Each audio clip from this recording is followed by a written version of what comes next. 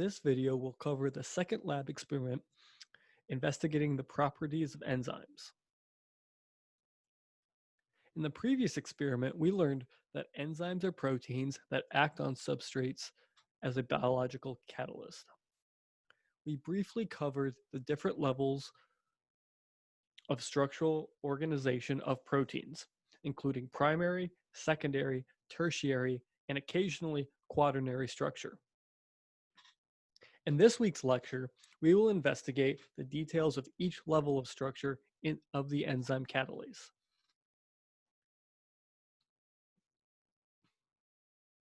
The primary structure of human catalase is 527 amino acids in length. Remember that the primary structure is just the linear amino acid sequence. Each amino acid has an R group that determines the amino acid's identity and properties. There are 20 amino acids, 9 of which have nonpolar properties. 6 amino acids have polar properties, and there are 2 amino acids that are negatively charged and 3 amino acids that are positively charged. Nonpolar amino acids will interact readily with other nonpolar amino acids. Polar amino acids will interact readily with other polar amino acids. Think of the oil and water example. Oil is a nonpolar substance that will not readily interact with water, a polar substance, while water will readily mix with other water-based substances. Additionally, positively charged amino acids will interact with negatively charged amino acids, while repelling other positively charged amino acids. It is these types of interactions that drive secondary and tertiary structure organization. The secondary structure of catalase is diagrammed in this chart, where blue regions indicate alpha helices and green regions indicate locations of beta strands or beta sheets. Beta sheets and alpha helices are structures that are held together with ionic and hydrogen bonds. If these bonds are disrupted, the structure of the protein will denature or fall apart. Because the structure of an enzyme determines the function of the enzyme, disrupting the structural bonds often will cause the enzyme to lose function.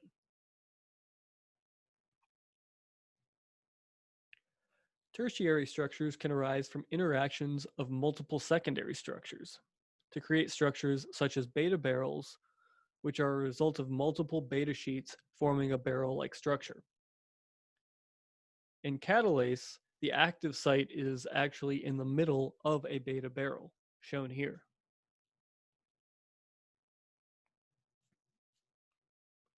Though not all proteins have quaternary structure, the enzyme catalase does display this level of organization. A functional catalase enzyme is made up of 2 homodimers. A homodimer is a protein that consists of a pair of 2 identical subunits. You can see that in each of these pairs, there are 2 beta barrels that have an active site. So these are 2 individual catalase subunits interacting together. These 2 pairs of homodimers then interact to form a tetramer, a 4-unit catalase enzyme, which contains 4 identical active sites. Recall from the previous lecture that the specific reactions catalyzed by an enzyme is determined by its active site. The active site is where the substrate binds. Also recall that the catalase substrate is hydrogen peroxide. The active site of catalase looks something like this, where these amino acids make up an optimal environment to house a heme group. This heme group is very good at binding hydrogen peroxide, but it can also bind to other similar shaped substrates like cyanide or carbon monoxide. These are some good examples of inhibitors, which will be discussed shortly. There are multiple factors that can negatively affect enzyme activity, including altering the pH, temperature, introduction of an organic solvent, the presence of an inhibitor, or exposure to a protease. Specifically, changing the pH or temperature of an enzyme's environment away from its optimal range can cause secondary and tertiary structure bonds to become denatured, causing loss of structure. Most of the time, this is a permanent change. The presence of an organic solvent can disrupt hydrophobic interactions, which can also cause loss of structure. However, if the enzyme is then moved to a more optimal um, solvent, this is often reversible. Inhibitors can be grouped into two categories: competitive and non-competitive inhibitors. Competitive inhibitors can bind at the active site of an enzyme, often more strongly than the desired substrate, which can block the desired substrate from binding at the active site. A non-competitive inhibitor, however, will bind allosterically, meaning it binds at another site other than the active site. The word allosteric means other site. Non-competitive inhibitors can cause the active site to change shape, not allowing the desired substrate to bind. Finally, a protease is a class of enzyme that acts upon proteins. Proteases can bind and degrade proteins, which can obviously cause a structural loss and therefore a loss in function. The mechanism of protease digestion of proteins, substrate inhibition, and temperature denaturation are pretty straightforward concepts, but the effective pH can be a little tricky. pH measures the concentration of free hydrogen ions in a solution. If there are a lot of free hydrogen ions, the solution is often considered acidic and has a low pH. In an optimal environment, an enzyme's active site is intact, shown here. It is held together here with positive and negative bonds. However, if we change the pH that there are either too many or not enough free hydrogen ions, making the solution more acidic or more basic, this can disrupt the interactions of these positive and negative amino acids, causing a loss of structure and therefore function, as shown here. Here, the red amino acids are negative and the blue amino acids are positive. These display ionic bonding. However, if there are too many hydrogen ions, which are positively charged, these can preferentially interact with these negative amino acids, which causes this ionic bond to break. In this lab experiment, we will be performing the exact same paper disc assay as last week to investigate the effects of pH, temperature, protease, and inhibition on catalase function.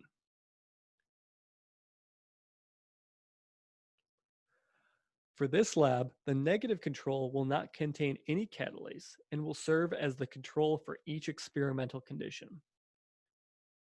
There is only one data set for the control trials in the data provided to you, but you will use this data for the control for the pH data set, the temperature data set, the protease data set, and the inhibitor data set. The positive control is catalase reacting in nearly optimal conditions at pH 7 and at room temperature. Notice that in your data, the pH 7 data and the room temperature data are the same because they are the same reaction conditions. The hot reaction will be placed in boiling water for 10 minutes at 100 degrees Celsius. The cold reaction will be performed at 0 degrees Celsius.